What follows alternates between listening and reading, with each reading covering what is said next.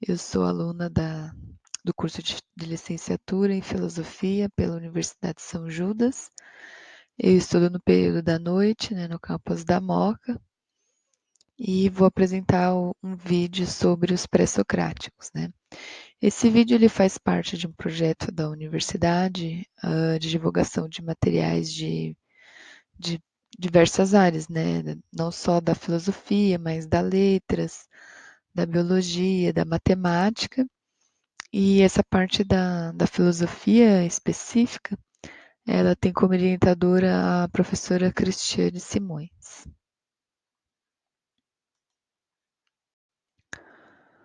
Bom, os filósofos pré-socráticos, né, são os filósofos aí da Grécia Antiga, do período do ano 6 a.C. até o ano 3 a.C. E o que eles tinham em comum era que eles eram naturalistas, né? O que é isso?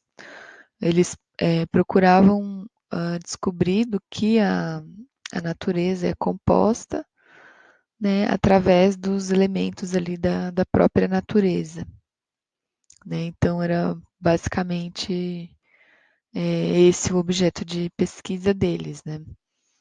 Eles foram definidos assim, né, apesar das diferentes ideias, eles foram definidos assim como pré-socráticos, porque a partir de Sócrates houve uma mudança de olhar, né, uma mudança de perspectiva, né, investigação filosófica a partir de Sócrates teve uma direção mais voltada para a ética, né, para questões éticas, né.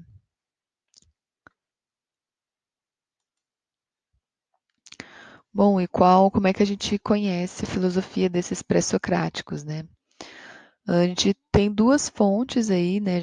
Já que a gente não tem obras completas, né? A gente tem duas fontes importantes desses filósofos, né?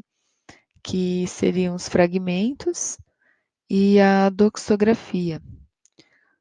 Os fragmentos, eles são trechos das obras, né, escritos aí pelo próprio filósofo pré-socrático, e a doxografia, ela seria um outro filósofo, né, uma outra pessoa que escreveu sobre a filosofia desse pré-socrático, né. A gente tem duas importantes obras aí, né, Metafísica do Aristóteles e Vidas e Doutrinas dos Filósofos Ilustres de Diógenes Laércio, que tratam aí dessa parte, né, desse período aí filosófico. Um exemplo, né, da doxografia, Aristóteles, no Metafísica, ele escreveu sobre a filosofia de Tales, então a gente tem acesso aí através do Aristóteles, né. É importante mostrar essas duas origens porque as duas são problemáticas, né, por motivos diferentes, né, mas apresentam problemas aí, né. Os fragmentos porque ele é problemático porque a gente tem acesso a trechos, a gente não tem acesso ao texto completo do filósofo, né? Então, por exemplo, eu sei a que conclusão o filósofo chegou, mas eu não consigo ver o processo pelo qual ele chegou a essa conclusão, né?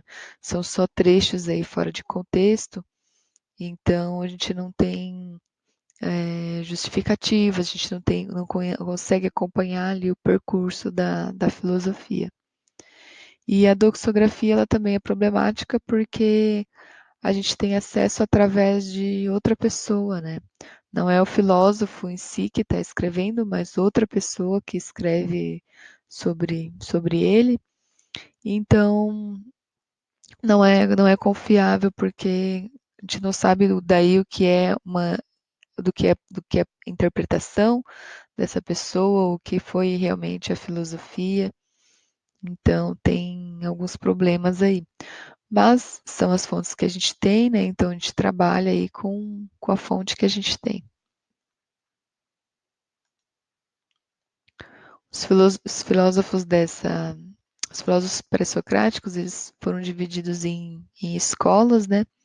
Eu menciono aqui as mais importantes, né? Uma delas é a escola jônica. Eu falei um pouco mais sobre isso no primeiro vídeo.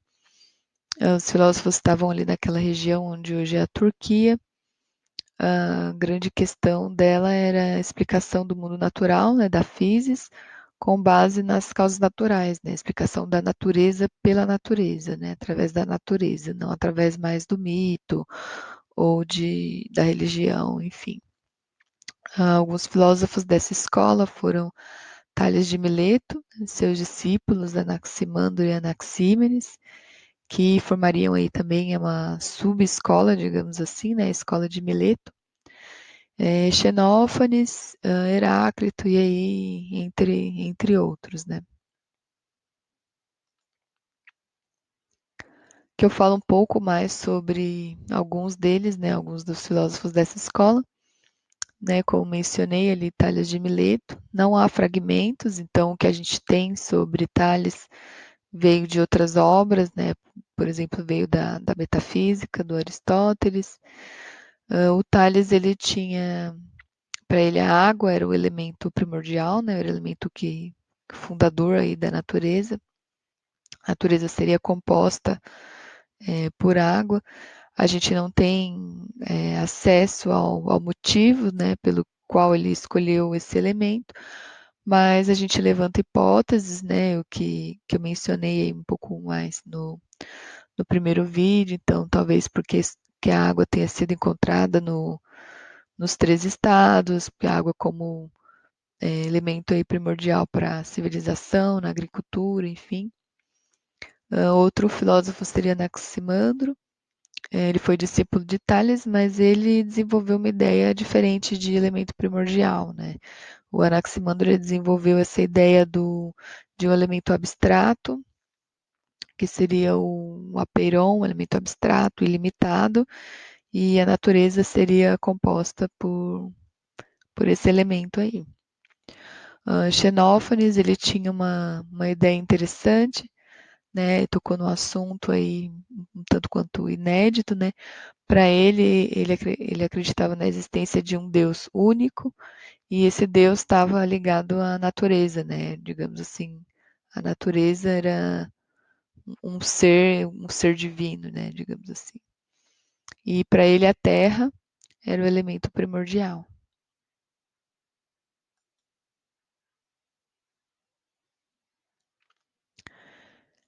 Então, um dos filósofos mais lembrados aí da escola jônica foi Heráclito, né? Talvez porque a gente tem muitos fragmentos, né? Então a gente tem muita coisa sobre ele.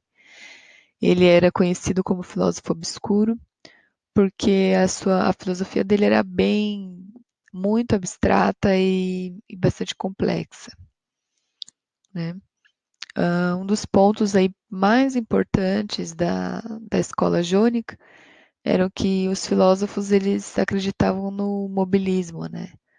Então, o que seria isso, né? Na natureza tudo se move, tudo está em fluxo, tudo está em constante mudança, né? Então, Heráclito ele tem a frase famosa, né? Não podemos banhar-nos duas vezes no mesmo rio, porque o rio não é mais o mesmo. Então, mesmo se a gente entra no rio, esse rio a água flui, tudo muda, então nunca é o mesmo rio. É, e também a natureza ela seria composta pelos opostos, né? Por dia, noite, vida, morte. E apesar dessa pluralidade, né? Dessa oposição aí, é, e também apesar da constante mudança, haveria sim uma unidade, né? Em tudo isso.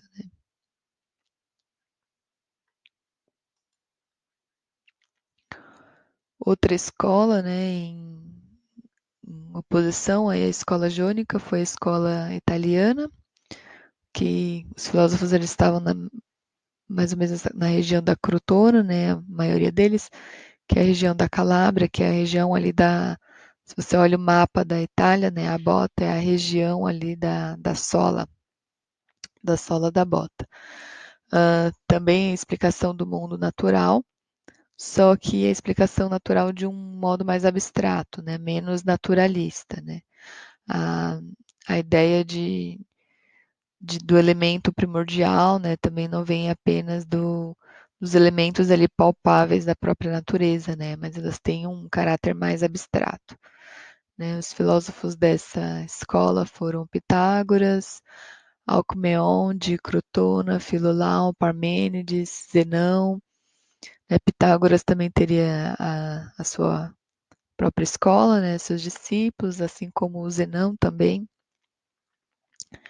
Então a ideia deles era bem mais abstrata, né? Tanto que o Pitágoras, as ideias dele são conhecidas hoje, não só na filosofia, né?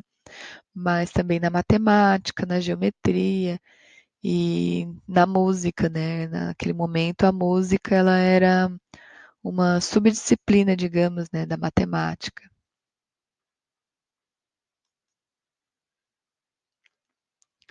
Bom, da escola italiana a gente pode destacar aqui Parmênides, em oposição ao mobilismo, né, da escola jônica, a escola italiana ela defende o monismo, né, que, digamos assim, é uma oposição, né? Para eles a realidade ela é única, imóvel, eterna, imutável, sem princípio nem fim, contínua e indivisível, né? Em contradição ali com o mobilismo, né? Com a constante mudança, com o constante fluxo, né? Os filósofos dessa escola eles fazem uma distinção que vai ser trabalhada, né, pelos filósofos posteriores, uma distinção entre a realidade e a aparência.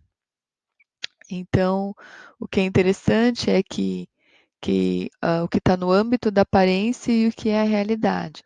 Então, para eles, toda aquela mudança, tudo o que flui, né, seria a aparência, né, o que a gente vê, mas na realidade existe uma permanência, né, a realidade é o que permanece, né. Então, a gente usando o exemplo do rio, tudo que flui, né, a água que vai ali, o que muda, seria a aparência, mas para os filósofos da escola italiana, deve existir alguma coisa que permanece ali para que a gente possa reconhecer o rio como rio. Porque para eles é o seguinte, se tudo muda, então tudo está em constante mudança, tudo flui, então chegaria um ponto em que a gente não reconheceria mais o rio como rio, né? Então, para eles existe sim uma coisa que imutável, que faz com que a gente identifique e reconheça, né, o rio como o rio, e não como uma outra coisa completamente diferente, né?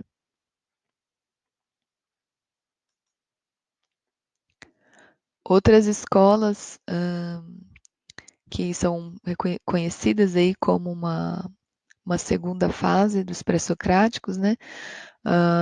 Por ter vindo depois e também por ter bebido aí da fonte tanto de uma escola, da escola jônica quanto da italiana, né? Que são aí a primeira fase, que chamam de primeira fase.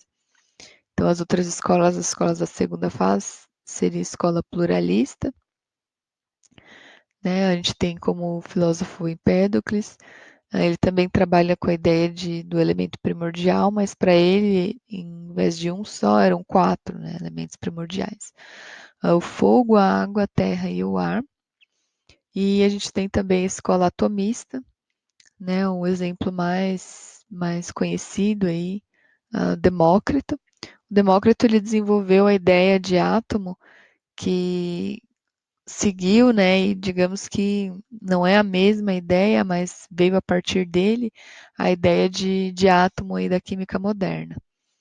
Então, átomo seria uma partícula aí indivisível e que a natureza seria composta, né, por esses átomos E essa composição se dá para Demócrito, né? A composição se dá a partir da atração e da repulsão dos átomos, né? Para ele, os átomos teriam formas diferentes, e então os átomos de formas iguais, eles se atraíam, enquanto os átomos de formas diferentes, eles se repeliam. E para Demócrito era assim que as coisas funcionavam, né? Tudo em relação à forma do átomo. Bom, quero deixar aqui algumas referências, né, que eu usei para essa apresentação. Uma delas é o livro do Danilo Marcondes, na Iniciação à História da Filosofia.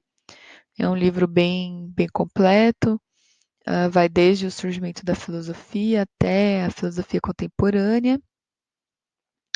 Então, bem interessante, bem resumido, bem didático mesmo.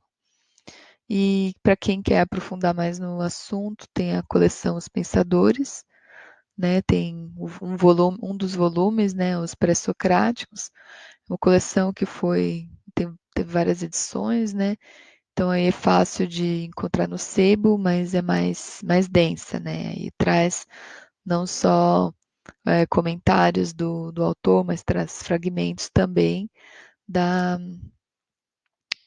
da própria filosofia ali dos pré-socráticos, né? Além disso, também tem internet, que a Wikipédia ela está em português, está bem completa também, dá para encontrar muita coisa lá para quem tem interesse aí nesse assunto. Eu deixo aqui meu e-mail, se alguém tiver algum comentário, alguma dúvida, quiser mais alguma outra fonte, então eu deixo meu e-mail aqui, né, fernandes1daniele@gmail.com. E por enquanto é isso, até o próximo vídeo. Tchau, tchau.